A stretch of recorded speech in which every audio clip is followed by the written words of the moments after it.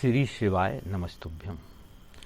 बच्चों की शादी में यदि देरी हो रही है और बेटा या बेटी की शादी की उम्र हो गई है और शादी नहीं हो रही है तो करें पुष्य नक्षत्र में उपाय। इस बार पुष्य नक्षत्र 9 जून 2024 रात्रि 8:20 से सुबह 10 बजे तक रवि पुष्यामृत योग है। तो इस बार बच्चों की शादी में यदि देरी हो रही है तो हम इस पुष्य नक्षत्र में शादी का उपाय करेंगे। आइए इस बार हम बच्चों की शीघ्र शादी के लिए 2 उपायों की बात करते हैं। एक नारियल वाला उपाय और दूसरा कपूर वाला उपाय। यदि आपके बच्चों की शादी में अनावश्यक देरी हो रही है और बच्चों की शीघ्र शादी के लिए आप उपाय करना चाहते हैं तो रवि पुष्य योग एक बहुत ही सुंदर योग है। इसमें आप ये उपाय करें। साथियों, शिव पुराण के अनुसार पुष्य नक्षत्र को भगवान शिव की विभूति बताया गया है। पुष्य नक्षत्र के प्रभाव से अनिष्ट दोष भी समाप्त और निष्फल हो जाते हैं। ये हमारे लिए पुष्य नक्षत्र के पूरक बनकर अनुकूल फलदायी हो जाते हैं। सर्व सिद्धिकरः पुष्यः अर्थात इस शास्त्र वचन के अनुसार पुष्य नक्षत्र सर्व सिद्धिकर है। पुष्य नक्षत्र में किए गए सभी कर्म अच्छी फल प्राप्ति कराते हैं। तो साथियों, आइए अब हम बच्चों की शीघ्र शादी के उपाय की बात कर लेते हैं। सर्वप्रथम आपको एक सूखा नारियल लेना है जटा वाला और एक काला कपड़ा उसमें बांधकर और अपने पूजन स्थान में आप बैठ जाएं।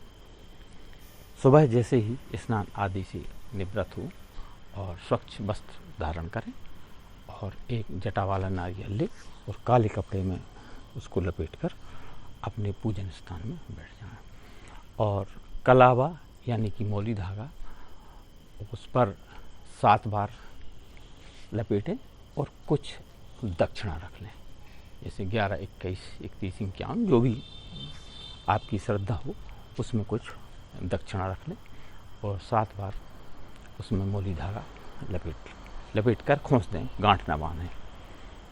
और जिस बेटा या बेटी की शादी में देरी हो रही है यदि वो घर में है तो उसके ऊपर 7 बार उतारा कर लें क्लॉकवाइज। और मान लो वह घर पर नहीं है तो उस बेटा या बेटी की तस्वीर पर 7 बार क्लॉकवाइज आप उतारा कर लें। इसके बाद सर्वप्रथम आप गणेश जी का ध्यान करें।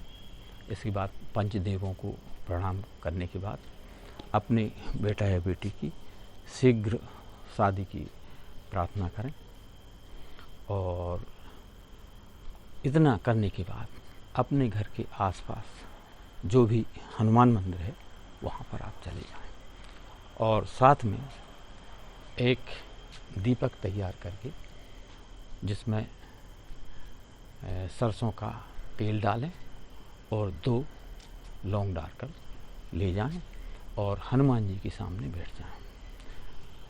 नारियल उनके चरणों में रख लें जो आप ले गए थे, काले धागे मोल धागा लगाकर और कुछ दक्षिणा। और इसके बाद दीप प्रज्वलित करने के बाद आप हनुमान जी के सामने बैठ जाएं और अपने बेटा या बेटी की शादी की प्रार्थना करें। साथियों, आपकी प्रार्थना में जितनी श्रद्धा होगी, जितनी भक्ति होगी, उस हिसाब से आपके बेटा या बेटी की शादी में आ रही बाधा या अड़चनें उस हिसाब से समाप्त होती जाएंगी। श्री हनुमान जी महाराज से प्रार्थना करें कि प्रभु जो भी बाधा या अड़चन, चाहे वो शनि दोष हो, मंगल दोष हो और ग्रह बाधा दोष हो या फिर कुंडली दोष हो या नज़र दोष हो, जो भी हमारे बच्चों की शादी में दोष आ रहे हैं उनको दूर करके बच्चों की शीघ्र शादी के योग बनाएं। ऐसा करने से हनुमान जी महाराज की कृपा होगी। और हनुमान जी महाराज एक ऐसे देवता हैं कि जो कि स्वयं आकर अपने भक्तों की पीड़ा हरते हैं और आपकी प्रार्थना सुनते हैं। तो साथियों, ऐसा करने से आपका ये प्रयोग सफल होगा। इसके बाद आप घर आ जाएं। साथियों, एक प्रयोग और है जो कि मैं पहले भी आपको बता चुका हूँ, वीडियो चैनल पर डला है, आप देख सकते हैं। उस वीडियो में आप लोगों का प्रेम और स्नेह बहुत मिला, उसके लिए बहुत बहुत धन्यवाद। आइए उस दूसरे उपाय की बात करते हैं।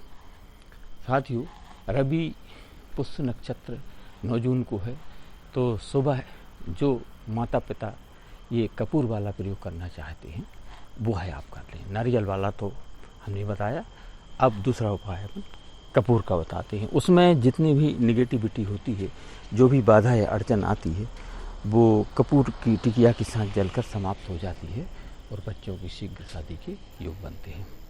तो आइए, आपको एक कपूर की टिकिया लेना है और रवि पुष्य यानी 9 जून को आपको अपने स्नान आदि से निवृत्त होकर स्वच्छ वस्त्र धारण करें और अपने पूजा घर में बैठ जाएं और दाहिने हाथ में एक कपूर की टिकिया ले लें।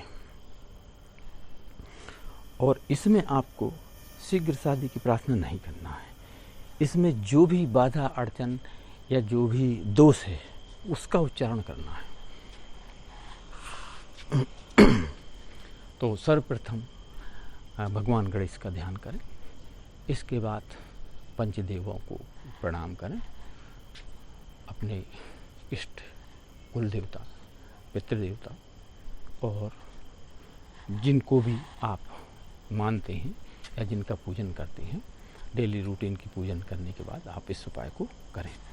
तो जो भी बाधाएं आ रही उनका उच्चारण करना, चाहे वह शनि दोष हो, मंगल दोष हो, कुंडली दोष हो, नज़र दोष हो या ग्रह बाधा दोष हो या वास्तु दोष हो या फिर कुंडली, जितने भी दोष या जो भी अड़चनें आ रही हों उनका उच्चारण करें।